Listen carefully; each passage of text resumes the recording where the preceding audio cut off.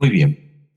Ha sido leída la palabra del Señor en Santiago capítulo 1, versículos 13 al 18, que es el texto en el cual nos vamos a detener en esta mañana. Y le he puesto por título La tentación y la bendición. Así como el ejercicio y la práctica continua, tanto en los deportes como en el arte, convierten al sujeto en alguien excepcional en su área, así también el cristiano probado y aprobado por Dios no pasa desapercibido, pues su carácter ha sido trabajado y moldeado por medio de las pruebas. Este creyente así probado sabe esperar en Dios y ruega constantemente a Dios por sabiduría para comprender su particular posición y así honrar a Dios en medio de sus circunstancias. Y como Dios honra a los que le honran, bendice abundantemente al cristiano probado y aprobado por él. Pero el creyente no solo es probado, el creyente también es tentado. En realidad, hermanos, ningún hombre escapa a la situación de ser tentado. En tanto todos los hombres son tentados, solo los creyentes son probados. ¿Cuál es el origen de las tentaciones? ¿Por qué somos tentados? Y mejor todavía, ¿cómo pueden vencer la tentación? Estas son algunas de las muchas interrogantes que se nos presentan y que el siervo de Dios y del Señor Jesucristo, Santiago, trata en el pasaje que consideraremos. En primer lugar, y de una manera muy clara, muy enfática, Él nos dice que las tentaciones no son originadas en Dios. Versículo 13. Las tentaciones no son originadas en Dios. Los rabinos por muchos siglos habían examinado diversas teorías para dilucidar el origen del mal. Algunos sostenían que Satanás había introducido el pecado en el hombre, pero ¿quién lo había introducido en Satanás? Otros eran de la opinión que los ángeles caídos habían propiciado el pecado en el hombre, pero otra vez, ¿quién lo había puesto en los ángeles? Y si no era ni uno ni otro, sino que el hombre de sí mismo toma el pecado, ¿de dónde viene en última instancia? Porque desde siempre ha sido evidente que dentro de todo individuo, sin excepción, hay dos tendencias o dos naturalezas que están luchando continuamente entre sí para imponerse una sobre otra. Entonces, para resolver el problema, los rabinos concluyeron que solo Dios podía haber creado esta tendencia mala. Solo Dios podía haber creado esta tendencia mala en el seno del hombre. Y de esta manera, hacían a Dios, que es pureza absoluta, el autor del mal.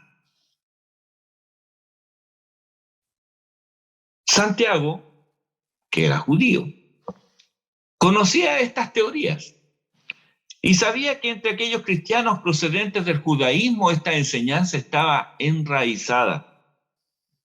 Había una cierta tendencia a culpar a Dios en el momento de ser tentado al mal. Había dos maneras de hacer a Dios responsables. En una, Dios es responsable directamente. Es como si Dios fuera cara a cara e instara y condujera al hombre a hacer el mal. La otra forma es mucho más sutil Y es la que tenemos en nuestro texto, de acuerdo a cómo escribe Santiago. Aquí Dios es responsable indirectamente, pues Él me puso en la circunstancia o en el ambiente propicio para pecar. Una excusa frecuentemente oída y que vemos que esta explicación excede con mucho solo a los rabinos y al pueblo judío. Es que muchos se excusan. Dios me hizo así.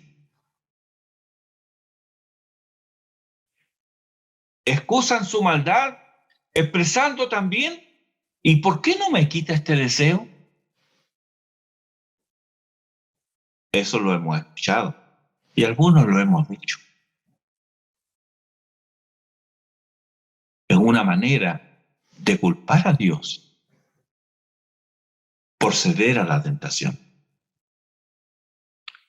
La expresión que pone Santiago cuando alguno es tentado no habla de un hecho ocasional, sino de una acción continua. Vivimos siendo tentados. ¿No lo crees? ¿Y cómo explicas entonces tu desobediencia diaria?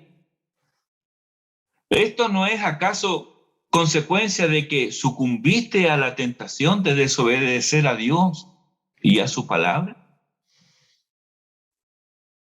Y mira lo que ocurre aquí. Fuiste tentado, cediste a la tentación y Dios tiene la culpa. No te cierra, ¿verdad? Santiago niega enfáticamente esta idea, porque Dios no puede ser tentado por el mal, ni Él tienta a nadie. Dios es impecable, no puede pecar, ni puede ser incitado a pecar. Él es Dios, perfectamente puro, absolutamente santo, impecable y majestuoso. Los paganos contemplaban a sus dioses como seres sujetos a la tentación, puesto que a pesar de que los hacían inmortales, pero como eran un reflejo de sí mismos, tenían todos los vicios e imperfecciones morales propios de criaturas caídas. Eran ellos mismos, estas deidades, fuentes de tentación. Es así como en el paganismo, religión y moralidad no van necesariamente juntos por la misma vereda, porque podías honrar a tus dioses y también ser un inmoral, y no había ningún problema con ello. Y cualquier parecido con algunos practicantes, no de religiones paganas, sino que de cristianismo, no es una mera coincidencia, porque este tipo de actuar está instigado en el mismo demonio.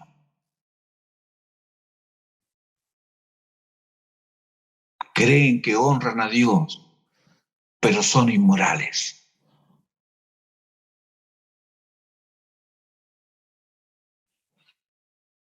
Eso es paganismo.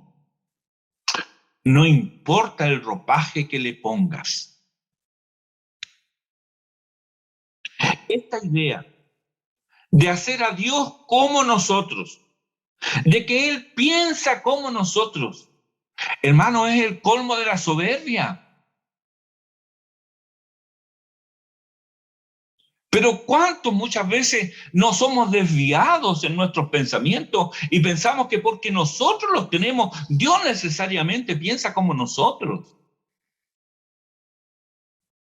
Si Dios fuera un Dios incognoscible, si Él no nos hubiera dado revelación de sí mismo, si no tuviéramos su palabra, nosotros podríamos ser exculpados de ello, porque no sabríamos. Estaríamos como los paganos, palpando a ciegas. No sabríamos qué le agrada a Dios, qué no le agrada, qué es bueno, qué es malo. No lo sabríamos. Pero Él se ha revelado. No tenemos excusa. Pero el hombre insiste en que él piensa como Dios, o que el hombre siente y piensa como Dios. Y esta es una idea pagana.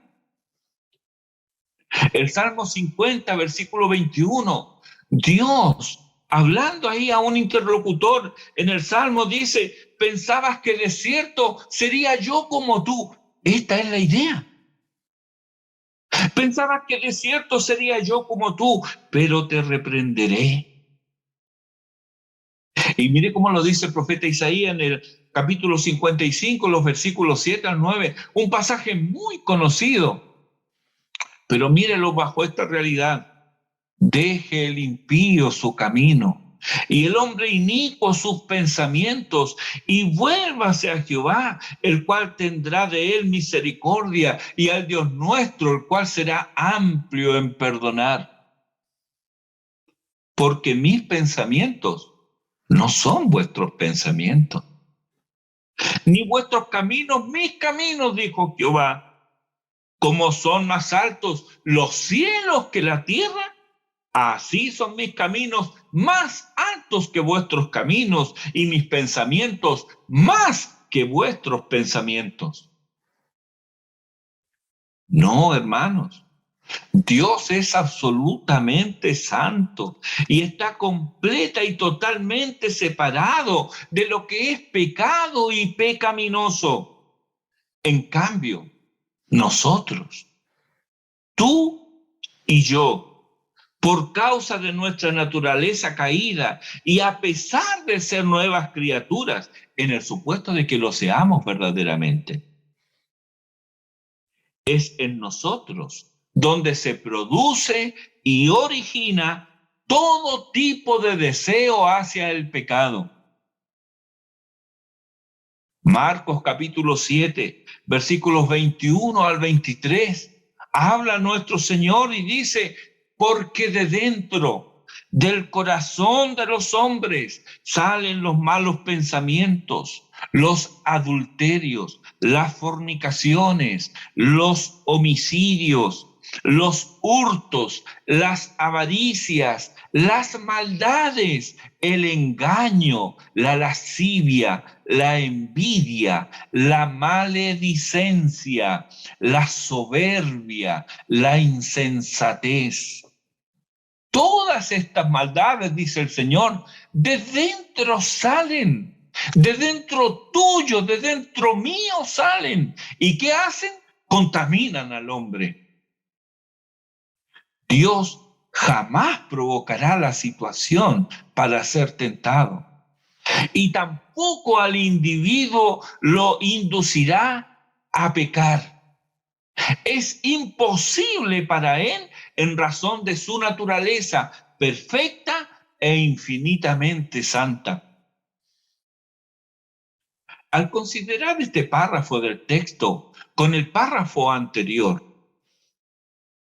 notamos el contraste entre prueba y tentación, porque las pruebas nos son dadas por Dios, son dadas a nosotros, para que se entienda bien. Las pruebas son dadas a nosotros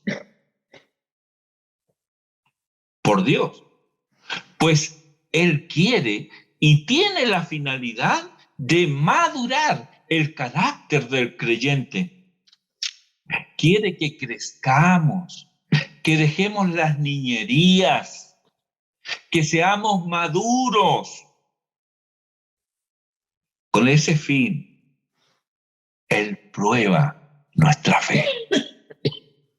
En cambio, las tentaciones tienen como finalidad incitar al mal, por lo que somos exhortados a huir de ellas. Las pruebas se resisten. Las tentaciones, de las tentaciones se huye. Segunda Timoteo 2:22, Pablo le dice al joven Timoteo, huye de las pasiones juveniles. ¿Y cuál es el papel de Dios en la tentación? Segunda de Pedro capítulo 2, versículo 9, dice, ¿sabe el Señor librar de tentación a los piadosos? Mire, ¿sabe el Señor librar de tentación a los piadosos? Y en 1 Corintios capítulo 10, versículo 13, nos dice, no os ha sobrevenido ninguna tentación que no sea humana. Y subraye esto, pero fiel es Dios. Fiel es Dios, que no dejará ser tentado más de lo que podáis resistir, sino que dará también juntamente con la tentación la salida para que podáis soportar. En otras palabras, aquí viene la tentación, aquí Dios te está poniendo la salida. Juntamente con la tentación, Dios te pone la salida.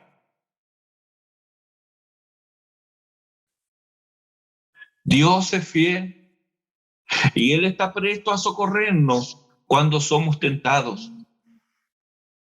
Entonces, si Dios no es el originador de las tentaciones que padecemos, ¿de dónde vienen ellas? Bueno, algo ya nos damos cuenta, ¿verdad? Santiago es políticamente incorrecto al responder este interrogante. Porque lo políticamente correcto, ¿qué es? Echarle la culpa a otro. Victimizarse. Es que ella me miró mal. Es que mire cómo me contestó. Es que mire cómo miró. Es que lo que usted dijo. Eso es lo políticamente correcto. Echarle la culpa al otro. Pero Santiago aquí no está ni ahí con eso. Y haríamos bien nosotros en imitarlo. ¿Qué nos dice Santiago?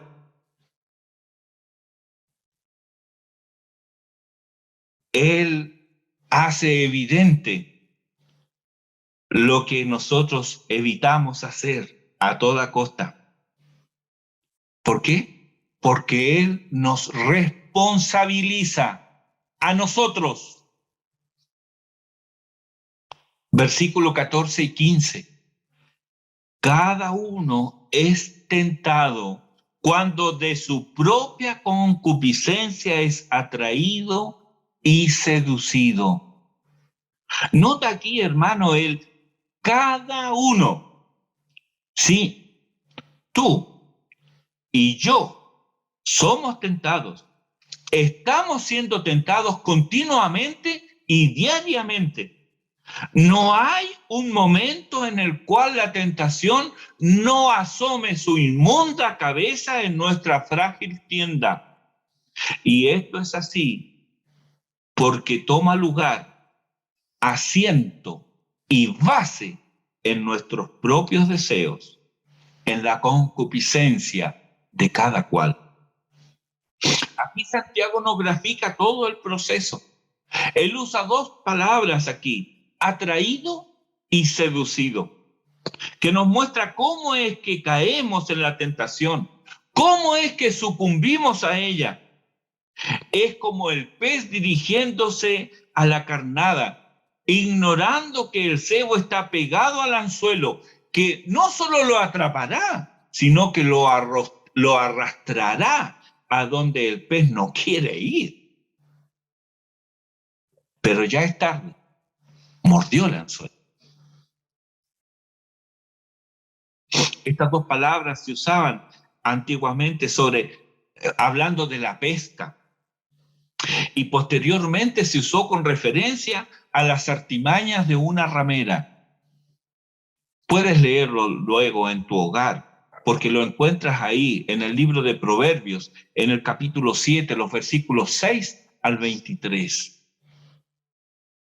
Es muy probable que Santiago tenga en mente ambos cuadros, el de la pesca y el de la ramera, cuando él acertadamente describe este proceso de caer en la tentación.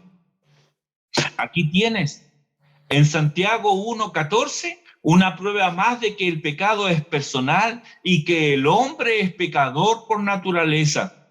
Efesios capítulo 2, versículo 3 dice, entre los cuales también todos nosotros vivimos en otro tiempo en los deseos de nuestra carne, haciendo la voluntad de la carne y de los pensamientos.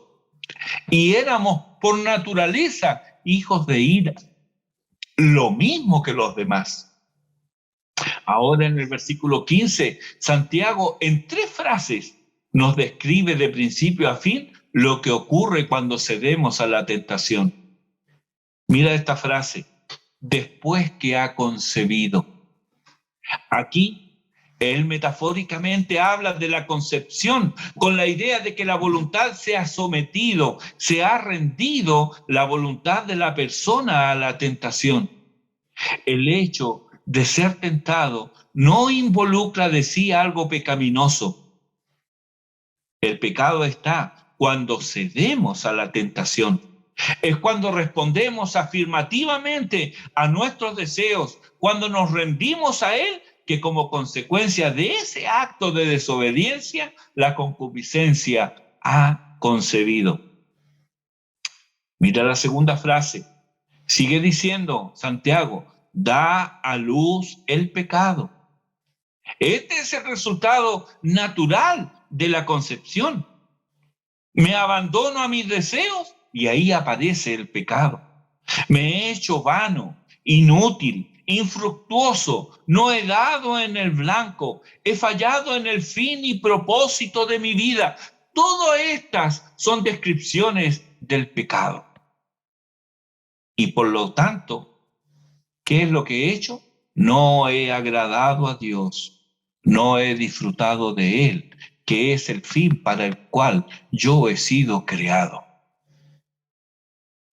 La tercera frase es, y el pecado, siendo consumado, da a luz la muerte.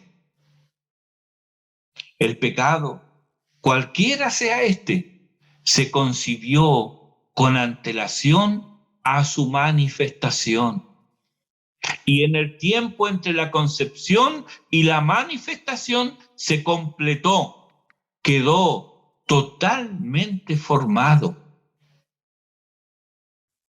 No es que vas caminando por una calle oscura y de repente te caíste en un hoyo que no tenía tapa. No, esa no es caer en la tentación.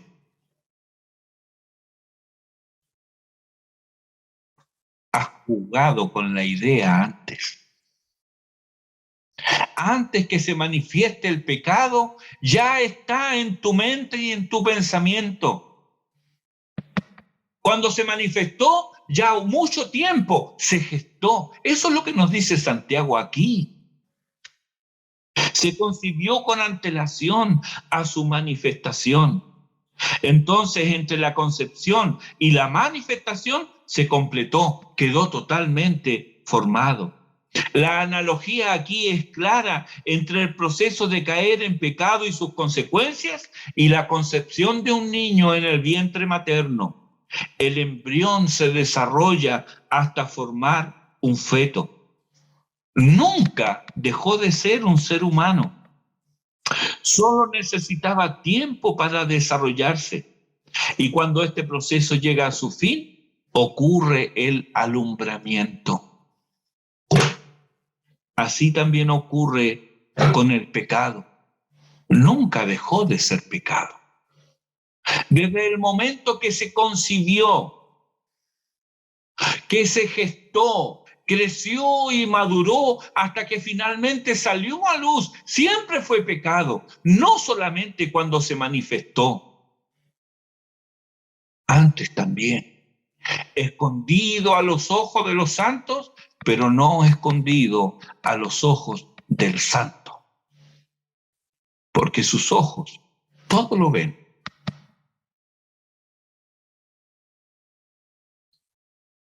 Durante el tiempo en que el pecado se gesta, hay promesa de gozo y contentamiento. Y aquello que secretamente se gesta en estado embrionario, llega el momento en que es imposible ocultarlo y sale a luz. Pero es un alumbramiento triste y lamentable.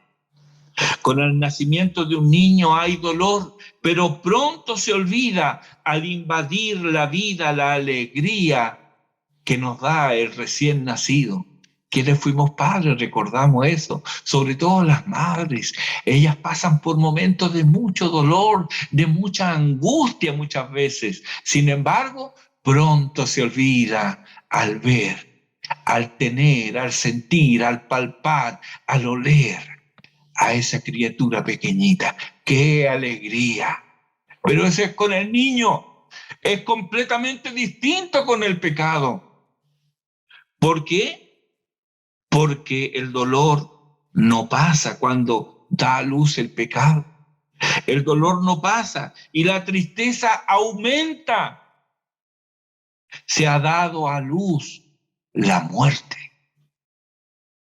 Da a luz muerte, nos dice Santiago.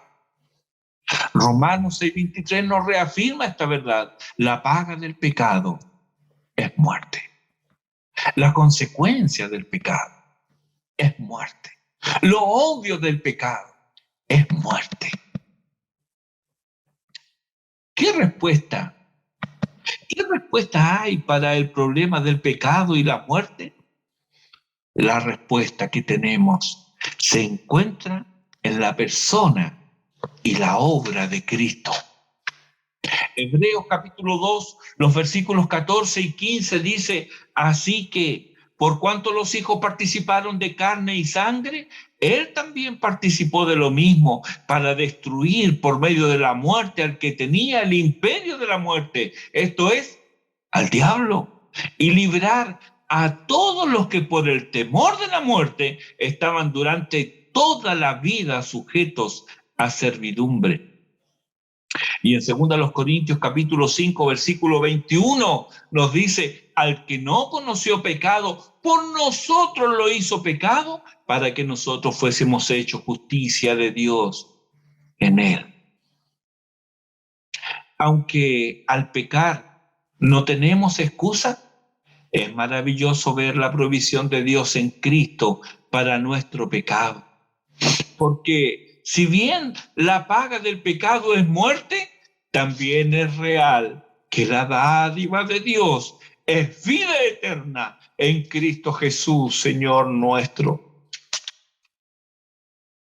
Primera de Juan, capítulo 1, versículo 9, nos afirma, si confesamos nuestros pecados, Él es fiel y justo para perdonar nuestros pecados y limpiarnos de toda maldad.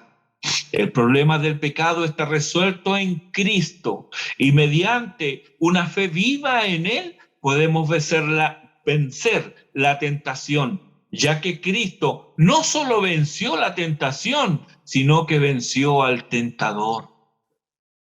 Y lo hizo con los mismos recursos que tú y yo tenemos ahora. La palabra de Dios y el poder del Espíritu Santo.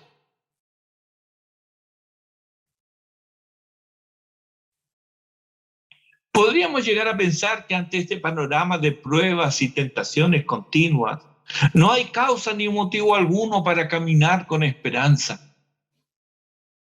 Porque o estoy siendo probado, y junto con la prueba también te estoy siendo tentado. Entonces, ¿qué clase de vida es esta?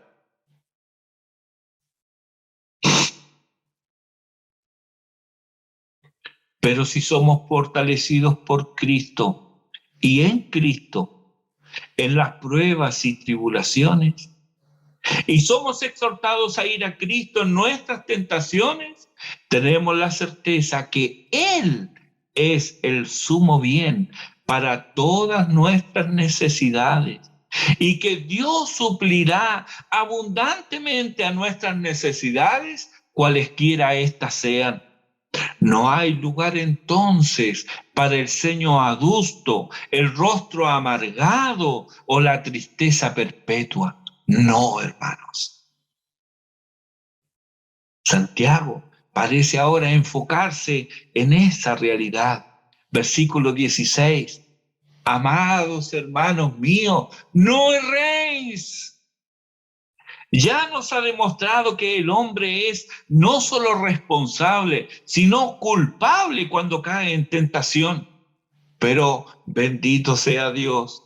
También expone que en lugar de provenir de Dios las tentaciones, en realidad de Él viene todo el cúmulo de bendiciones. Todo esto proviene de nuestro amante Padre Celestial y solo de Él.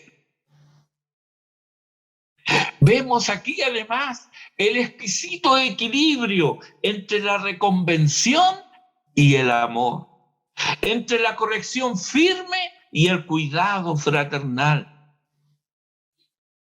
¿Cuánto nos falta, hermano? A uno para entender que oponerse a sus deseos, que rechazar sus caminos, que corregir sus dichos, actitudes y trabajos, no es rechazo de la persona, sino es rechazo de su andar pecaminoso, de su actuar pecaminoso. No es que Dios sea un aguafiesta que nos dice, no, lo que nos está diciendo es no te lastimes, no te lastimes. Por eso nos corrige. Pero también a otros nos falta para expresar con firmeza y corrección, con firmeza y convicción, la corrección, sin dejar por ello de acompañarlo de ternura y comprensión. Toda vez que el pecado es el principal problema, no solo del que es exhortado, sino también de quien exhorta.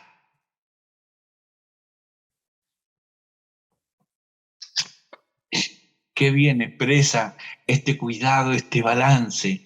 Pablo ahí en Gálatas capítulo 6, versículo 1. Hermanos, dice él, si alguno fuere sorprendido en alguna falta, vosotros, que sois espirituales, restauradle con espíritu de mansedumbre, considerándote a ti mismo, no sea que tú también seas tentado. Tu hermano sucumbió a la tentación y cayó. Si tú lo vas a ayudar, cuidado, para que tú no caigas también. ¿Y cómo lo debo hacer? Con espíritu de mansedumbre. ¿Cuánto debemos pedir a Dios de su gracia? Porque la necedad, dice Proverbios, que está ligada al corazón del muchacho. Y parece que muchos de nosotros, a pesar de peinar canas, somos bastante muchachitos en nuestro andar.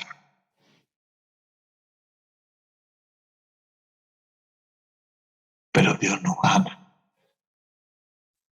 y por eso nos corrige. Bueno, hablamos de la forma. Ahora veamos el fondo de la corrección. Versículo 17. Dice, toda buena dádiva y todo don perfecto desciende de lo alto, del Padre de las luces, en el cual no hay mudanza ni sombra de variación. Este es uno de los textos a retener en nuestra memoria. Tantas cosas inútiles que recordamos, hermano. Aquí hay algo útil para memorizar. Aquí hay algo útil para memorizar. Y debo decirme a mí mismo, oh alma mía, regocíjate en tu Dios, porque todo tu bien procede de Él. ¿Gozas del bien? Dios te lo ha dado. Esta mañana abriste tus ojos por la bondad de Dios. Descansaste porque Dios te dio el descanso. Ordenaste tu día porque Dios te dio la inteligencia, la fuerza y la determinación para realizar tareas que no por ser rutinarias, igualmente reflejan el carácter y la bondad de Dios. Oíste algo de la naturaleza, la voz de tu cónyuge, la risa de tus hijos. Sé agradecido. ¿Qué sería de ti si vivieras en la oscuridad y el silencio absoluto?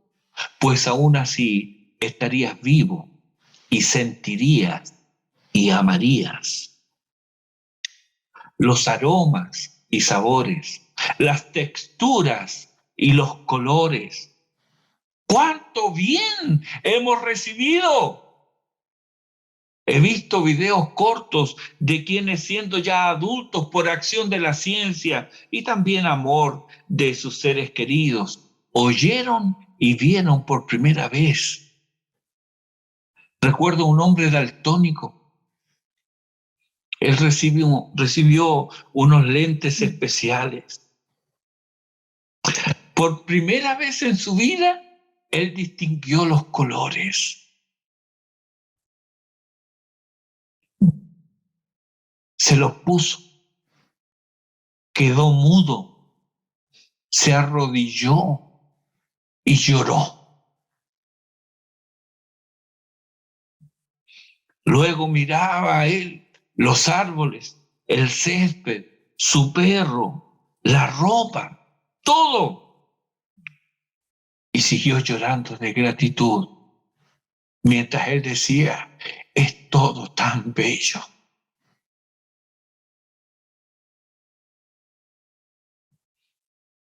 Recuerdo una joven madre a la que le ponen un audífono especial y por primera vez ella escucha la voz de su hija que le dice, mamá. Ella rompe en llanto. Es lo primero que ella escucha. Ella rompe en llanto. Mientras ella decía, es tu voz tan hermosa.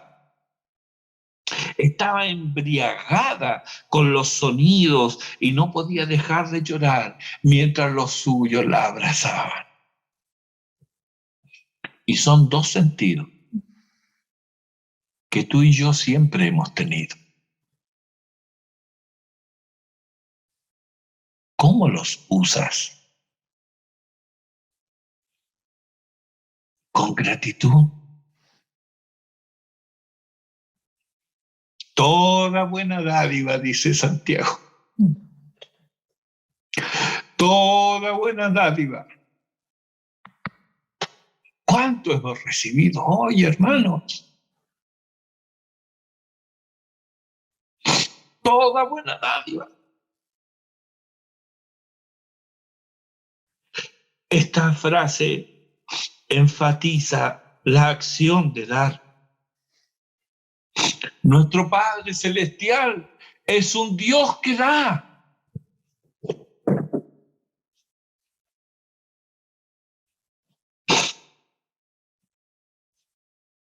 Porque de tal manera amó Dios al mundo, como si que ha dado a su Hijo unigénito, para que todo aquel que en él cree no se pierda, mas tenga vida eterna. ¿Qué es lo que ha dado el Padre? A su Hijo unigénito. Romanos 8:32, Pablo nos recuerda, al que no escatimó ni a su propio Hijo, sino que lo entregó por todos nosotros. ¿Cómo no nos dará también con él todas las cosas? Bendito sea Dios. como si habernos dado a su Hijo no fuera suficiente. ¿Cómo no nos dará con Él también todas las cosas? Él da porque Él es bueno. No tienes que comprar. ¿Recuerda Isaías 55? A todos los sedientos venid a las aguas. A todos. No tienes que comprar. No tienes que gemir. No tienes que implorar. No tienes que sobornar. Tampoco tienes que someterte a capricho alguno. No. Él da porque su naturaleza es dar. Él es misericordioso y compasivo, aún con aquellas torpes criaturas que no lo reconocen ni le agradecen. Él hace salir su sol, Él da la lluvia sobre justos y sobre injustos. Así es el Dios nuestro. Él sabe dar buenas dádivas a los suyos. La gente sin conocimiento suelen decir sobre alguien, es que fulano nació bajo una buena estrella. ¡Qué necio! ¿Qué es una estrella? Es un objeto que Dios creó para su gloria.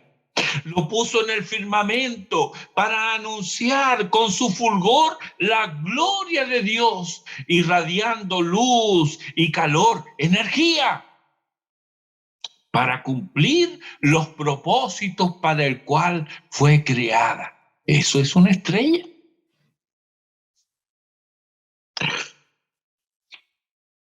Todo el firmamento señala a nuestro magnificente y bondadoso Dios.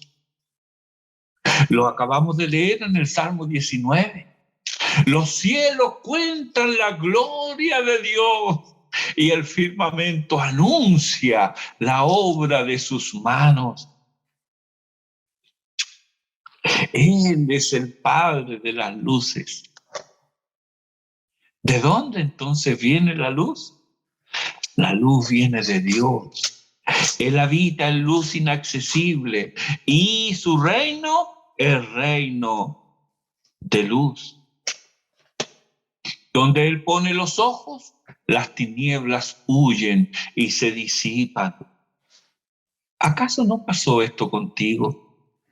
¿No estabas en tinieblas y vino Cristo a tu vida y se hizo la luz?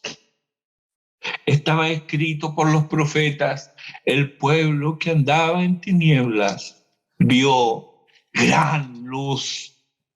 Pero, oh paradoja, nos dice Juan en el capítulo 1, versículo 9, aquella luz verdadera que alumbra a todo hombre venía a este mundo de tinieblas, vino la luz. Los ángeles fueron sorprendidos con este despliegue de bondad y aquellos que esperaban el cumplimiento de la promesa prorrumpieron en alabanzas. Bendito el que viene en el nombre del Señor. La luz vino. ¿Y qué pasa con los hombres? ¿Qué pasa contigo? Juan escribe con pesar, reteniendo las lágrimas tal vez, ante el desprecio de la lumbre celestial. Y nos dice en el capítulo 3, versículo 19, la luz vino al mundo y los hombres amaron más las tinieblas que la luz porque sus obras eran malas. Santiago nos habla de que todo don perfecto desciende de lo alto. ¿Y cuál don más perfecto, único, inigualable, excelso y saludable que el don inefable? Oh Señor, tú no cambias. Tú no cambias. Tú eres el mismo por los siglos de los siglos. En ti no hay mudanza ni sombra de variación. Como dice J. Packer, Él no cambia ni en su naturaleza, ni en su propósito eterno, ni en su carácter. Y tan cierto como la bienaventuranza eterna es para aquellos que rinden sus vidas al Salvador, también lo es que la condenación eterna se cierne sobre aquellos que hacen lo malo, aborrecen la luz y no vienen a la luz. Tienes iniquidades que necesitan ser confesadas y perdonadas. Dios, por medio de Cristo, te reconcilia con Él y no te imputa pecado, tal como lo oye. Toda esa vida de pecado, todo ese manto inmundo de iniquidad, de justicia propia, es desechado y olvidado junto a los harapos nauseabundos que vistes. Él te vestirá de ropaje limpio, fino y resplandeciente. Te ceñirá de gloria y majestad. A ti, que serás un pobre y errante vagabundo, te adornará con sus dones. ¿Y qué más digo? Te hará su hijo. Será su especial tesoro. Mi amigo, ¿no quieres ahora mismo correr a Él? Te tomará de la mano y jamás te soltará. Entonces descubrirás que Él murió para llevarte al Padre. Nunca más perdido. Ahora, por fin hallado, bien hallado por Jesucristo. Esto es posible porque Él también es el autor de la regeneración. Versículo 18. Él, dice Santiago, de su voluntad. ¿Lo oye? De su voluntad. No hubo necesidad que lo llevara a tomar esta obligación, que lo llevara a tomar esta decisión, ni tampoco hubo obligación alguna, algo que lo obligara a él, que lo coaccionara a tomar esta acción. Es un acto soberano de la voluntad divina. Aquí tú y yo callamos y solo adoramos. Nada hay, ni hubo en hombre alguno algo que predispusiera a Dios a salvarlo. No. El pecado dio a luz la muerte, mas Dios determinó no dejarnos perecer en el pecado. Él, nos dice el texto, nos hizo nacer por la palabra de verdad. Aquí tenemos el mismo verbo que aparece en el versículo 15, donde dice que el pecado, siendo consumado, da a luz la muerte. Mira el contraste. El pecado da a luz la muerte, mas Dios da a luz creyentes. Nos dice en Juan 1:13 que los hijos de Dios no son engendrados de sangre, ni de voluntad de carne, ni de voluntad de varón, sino de Dios. El creyente es engendrado de Dios. Él no engendra ni da a luz al mal. No, Él engendra y da a luz buenas dádivas, todas ellas perfectas. Tal es la regeneración. ¿Quién puede gestarse y nacer por sí mismo? ¿Cuál será el esfuerzo que haga para llevar a cabo su propio nacimiento? Y si estas respuestas son imposibles en el ámbito natural, ¿cuánto más no será en el plano espiritual? ¿Cuánta razón tiene Jonás y David? Ellos dicen en Jonás 2:9 y Salmo 3:8, la salvación es del Señor. No puedo dejar de decir amén a esto. La salvación de principio a fin pertenece al Señor y solo a Él. Pero hay algo más aquí, puesto que dice que nos hizo nacer por la palabra de verdad. ¿Cómo nos hizo llegar la salvación? Por la instrumentalidad de su palabra. Dios hizo y hace llegar la salvación a los hombres. La salvación está en la persona de Cristo. Solo Él y Él solo es el Salvador. Pero la regeneración fue obrada en los corazones por el Espíritu Santo en virtud de la obra expiatoria de Cristo. Dios usa su palabra para hacer llegar al hombre el mensaje del Evangelio y le da arrepentimiento y fe para que crea en la obra de Cristo. Dicho esto, ¿qué tan real será la excusa que se oye? Es que Dios no me ha convertido. Querido amigo, es Dios quien salva, pero Él también ordena a todos los hombres que se arrepientan. Hechos 17:30 dice, pero Dios, habiendo pasado por alto los tiempos de esta ignorancia, ahora manda a todos los hombres en todo lugar que se arrepientan. Si no hay arrepentimiento en ti, es porque no quieres arrepentirte. Y lo demuestras no pidiendo, ni clamando, ni gimiendo a Dios por misericordia para que te dé arrepentimiento. Tu falta de arrepentimiento no es un problema intelectual. No es que no entiendas. Tu falta de arrepentimiento más bien es un problema moral. No quieres arrepentirte y por eso no vienes a la luz. Deseas permanecer en las tinieblas en que estás.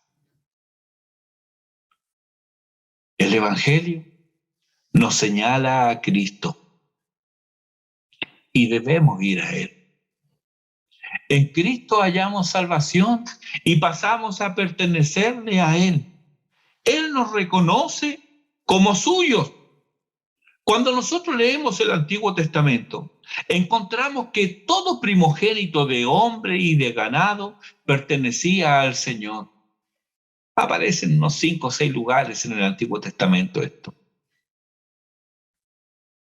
Aquí, Santiago usa la palabra primicia metafóricamente, pues esta palabra les recuerda a sus lectores que ahora le pertenecen al Señor. Versículo 18, para que seamos primicias de sus criaturas. Ahora le pertenecen al Señor. No te perteneces a ti mismo. Eres un especial tesoro para Él y eres de Él. Por lo tanto, no trates de validarte. No trates de vindicarte. Deja todo orgullo, pues en los brazos de Cristo eso es un estorbo. El orgullo te hace mirarte a ti mismo por encima de los demás. Y siendo esto así, ¿es una sorpresa que ya no estés mirando a Cristo? No lo miras a Él, estás demasiado ocupado mirándote a ti mismo. ¿Quién murió por ti? ¿Quién perdonó todos tus pecados? ¿Quién te dio nueva vida? ¿Quién te incorporó a la familia de Dios? ¿Quién te da todo el bien? Cristo. A Él te debes. ¿Le sirves con gratitud? Resuelve hacerlo a partir de hoy.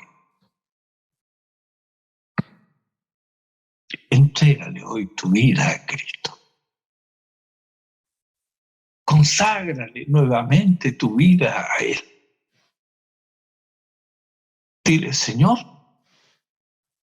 toma mi vida, es tuya, y haz con ella como bien te parezca,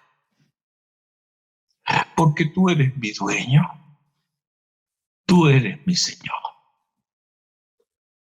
Resuelve hacerlo por la gracia de Dios. Así estarás del lado de Dios y Él estará contigo.